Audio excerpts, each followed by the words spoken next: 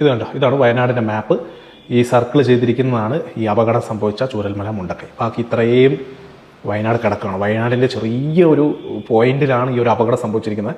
ബാക്കി ഈ സ്ഥലങ്ങൾ എല്ലാം ഇപ്പം നിലവിലെ കാര്യമല്ലേ നമുക്ക് പറയാൻ കഴിയും. നിലവിൽ സേഫാണ്.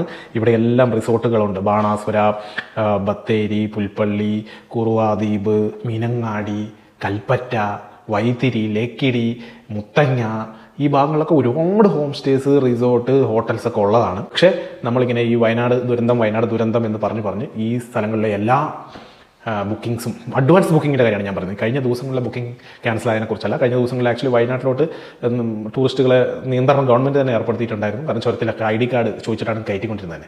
അതിനെക്കുറിച്ചൊന്നുമല്ല ഞാൻ പറയുന്നത്. ഇനി വരും ദിവസങ്ങളിൽ ഇവിടെ ആളുകൾ വരണമെങ്കിൽ നമ്മൾ ഈ വയനാട് ദുരന്തം എന്ന് പറയുന്നത് മാറ്റി മുണ്ടക്കൈ ചൂരൽമല എന്നാക്കിയില്ലെങ്കിൽ തീർച്ചയായും ഈ സ്ഥാപനങ്ങൾ നടത്തുന്നവരെല്ലാം